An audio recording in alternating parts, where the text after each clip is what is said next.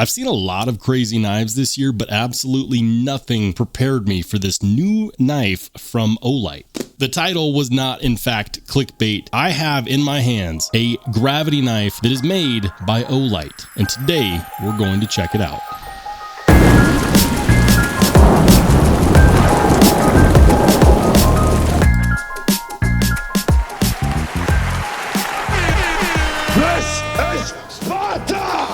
Hey, how's it going, everybody? If you're new here, welcome in, and if you've been here before, welcome back. I'm Rollshambo, the connoisseur and collector of all things sharp and shiny, and on today's episode, we've got history in the making, and I can't believe that nobody else is talking about this. This is an extremely interesting release from Oknife, which, if you didn't know, is the knife company branch of Olight. And they reached out to me and they said, hey, we are having a July summer bash, and we've got a couple new products that are going to be on sale. And then, of course, we're also going to have a lot of other well-known products that are going to be massively discounted. Are you interested in anything? And I said, is that a new Oknife? Send it my way. Oknife, I've reviewed a few of their knives before, and I've got to say, they never disappoint. They always have really well-made knives, and this one is no exception. But I have to say, when this came in the mail and I popped it out of the box, shocked is an understatement for how I was feeling. There is so much going on here that left me wondering, that made me take a few minutes to process what exactly was going on. And then I saw the logo on the knife. You see that? I'll zoom in so you can see that better. Your eyes do not mistake you. That is the logo of Exoskeleton Knives. And in case you've been living under a rock, Exoskeleton Knives made the Riot XOM. Exoskeleton Knives designed the Riot XO, the super popular gravity knife. And so you might be wondering, well, what in fact are they doing with this folding knife? Check it out. This is, in fact, the very first gravity knife that Olight, or Oknife, has ever made.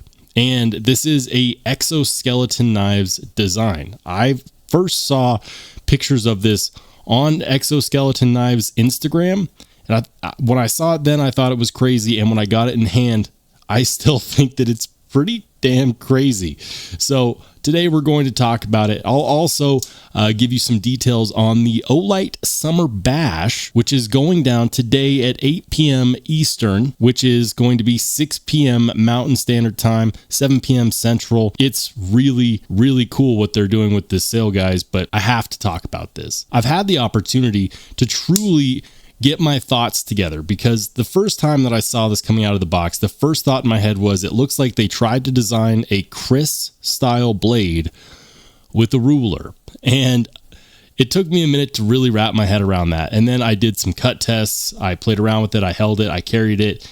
And I've got to say that it is truly an exoskeleton design through and through. And spoiler alert, this blade shape actually works rather well for cutting through material, which I was kind of skeptical of to begin with, but the more and more I play with it, the more I enjoy it. So let's go ahead and start off with some specs. And we'll start off by actually measuring it. You know how long it's been since I've actually measured a knife on this channel, but here's the deal. Since this is brand new, I don't have any specs. There's no specs released on the website for this at the time of recording. So we're going to go ahead and just do that. We're looking at an overall length of just shy of 9 inches. We'll call it 8 3/4, with a blade that comes in at about 3 3/4 inches long. It weighs a whopping 2.9 ounces. It is light. And the reason why it's light is because these handle scales are made entirely of aluminum. It has a nearly full-length backspacer that is aluminum, a 3D milled aluminum pocket clip, and then the blade is S35VN. You heard that correctly. S35VN, full aluminum build, full-length backspacer, also aluminum. It's kind of geared. It does not, in fact, have Torx screws. These are Phillips screws all the way around, including the pivot.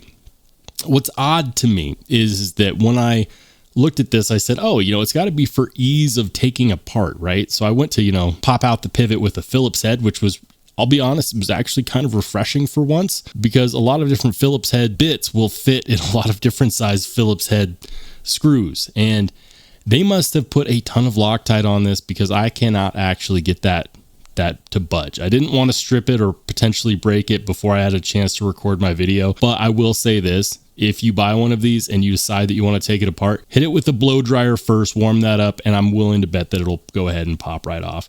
It is overbuilt in the sense that we've got 1, 2, 3, 4, 5 body screws plus a pivot screw. But when you see that it's holding in this backspacer, and then of course the pocket clip on the other side, which is reversible, so lefties rejoice, it is reversible, it makes sense. It is a button lock, but what makes this a gravity knife is that this is the style of button lock that you cannot open without using the button. Now, what defines a gravity knife is a knife that opens up purely with the force of gravity. So here it is. I can't shake it open. There's no shaking open. There's no other deployment options, because it would be meaningless to have a flipper tab here, because you'd have to press the button and hit the flipper at the same time.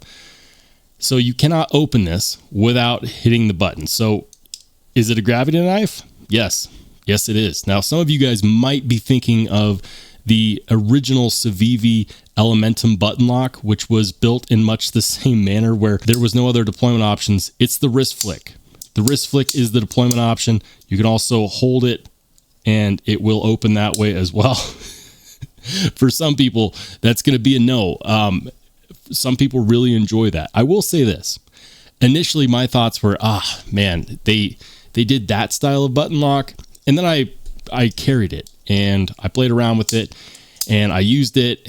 And I got to say, it is quite refreshing to be able to flick this home and not have the blade bounce. In a regular button lock, it reacts like if I was to keep this button depressed, where if I go to flick it and I keep the button depressed, it would bounce. That's annoying on regular plunge lock designs. So it's actually kind of nice that it won't actually bounce. You press the button to deploy it, you press the button to release it. That is very much intentional. Now, I do believe that the initial prototype by Exoskeleton Knives of this guy, which is, by the way, the Metal 3. I can't believe that I've gotten several minutes into this video and I haven't mentioned it. This is the Oknife Mettle 3. The original design by Exoskeleton Knives, if I'm not mistaken, was an automatic. And then I think he realized, why make an automatic when I can do another gravity knife? It kills me. It kills me so much. I've got to say, this blade shape initially was one that I was kind of skeptical of. I thought initially, why so angular? But it actually works rather well. And it works off of the same principle as a regular Wharncliffe. And that is, with a straight edge, it evenly distributes cutting pressure all the way to the end of that edge. Whereas if you have a blade that has a curve, it'll evenly distribute pressure until it hits the apex of that curve, and then it'll slip away. Have you ever gone to cut through, say, something like cardboard, and you slip out of the cut before it's finished? That has a lot to do with the way that force is distributed across the edge of the blade. Well, with this, I guess you could technically call this a modified Tonto. Let me know in the comment section down below what you would call this blade shape. I'm not entirely sure, but I think it fits because it has two separate distinct edges, and that is usually what we use to define a Tonto blade style. Because it has two long separate edges, you actually get even cutting power distributed throughout the rest. And I'm going to throw up some cut test footage on the screen, just a quick cut test to show you what it's like. This is ridiculous. This moves through cardboard just as easy as many box cutter utility blades that I've used. And it's crazy to me the amount of force and pressure and cutting ability that this knife has. So yes, does it look crazy? Absolutely. This is the craziest blade shape that I have encountered all year long. We're 6 months, almost 7 months into the year, and I haven't reviewed anything quite this unique. I'll call it unique. But it has several things that I like. I like the fact that while the blade shape is not what I would consider to be a normal blade shape, I like the fact that it was actually built with cutting power in mind. I like the use of S35 VN and aluminum handle scales. And of course, you know me, I love a full-length backspacer. Also, to get this entire package with the 3D milled pocket clip, with the 3D milled full-length backspacer, full aluminum build, it only weighs 2.9 ounces. Now, given the size, this is nearly a 9-inch long knife, which is absolutely bananas. The fact that you get this under 3 ounces is staggering. But that wasn't the only thing that Olight sent me. They released recently the O-Lantern Stretch, which is effectively a camping lantern. Now, this is not cheap, but it's also not cheaply made, and it's got quite a few things that I really like on it. First of all, we have 2 different light modes. It has a max output of 500 lumens and a max runtime of 250 hours. This is going to be fantastic for those of you who go backpacking, for those of you who go camping, and they call it the Stretch because it doesn't just stay in this format. You can actually make it taller. And that's great because in a lantern format like this, it allows you to spread the light more evenly. Let me show you what I mean. This is the O-Lantern Stretch. And in this format, it looks like a well-built, well-made classic lantern design, but it actually stretches pretty decently. Now, it does have 2 lighting modes. You have warm light, you have cool light, and it's all controlled by this knob right here. So the white light is going to give you more power. This is where you're going to get the 500 max lumens. Now, if you want to switch it over to the warm light, that happens with the flick of a switch, and you get a nice warm light. I was actually playing around, having this on my desk, taking some photos. And I'll say this, for you photographers out there, for people who like to take photos, this warm light actually makes for a very nice ambiance, but it also allows for a long runtime. 250 hours is no joke. If you need a light in an emergency situation, the best part about this is you can switch it to the warm light. Yes, it's not going to give you the most high light output. In the warm light mode, we're talking about a max output of about 130 lumens compared to the cool light output, which is the 500 max lumens. But you can effectively run this for 250 hours in that mode, which is crazy to me. I absolutely enjoy that. I think that that's really cool.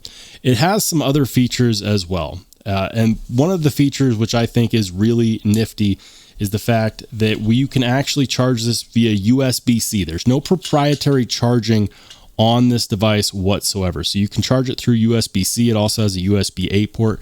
And it has a 16,000 milliamp hour battery, which means that you could effectively charge multiple USB devices. Maybe you need to fully charge your phone. The pass-through charging supports fast charging for things like your cell phone that might rely on that. And not only that, you could actually recharge multiple cell phones. A 16,000 milliamp hour battery is insanity.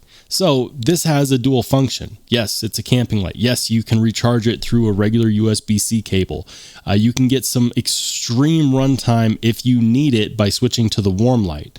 The warm light is great for ambiance. The white light is great for situations where you need more power output. And if you want a wider spread on it, all you got to do is stretch it out, hence the name Olight Stretch. And they did a great job. Yes, you can buy a camping lantern for a heck of a lot less than this. I want to say these come in at about 96 bucks, but the build quality on here is next level. It has a IPX5 rating when it comes to water and dust resistance, which is to say that it's not super impact / water resistant. But if you get caught out there in the rain, this should still operate completely fine. Let me know what you think, guys. Are you going to get in on the Olight sale, the Olight July Summer Bash? I'll go ahead and leave some links in the description down below. Hit me up with your comments in the comment section. And by the way, if you want to watch more awesome knife and EDC content, make sure to smash that like button and click on one of the videos that pops up next.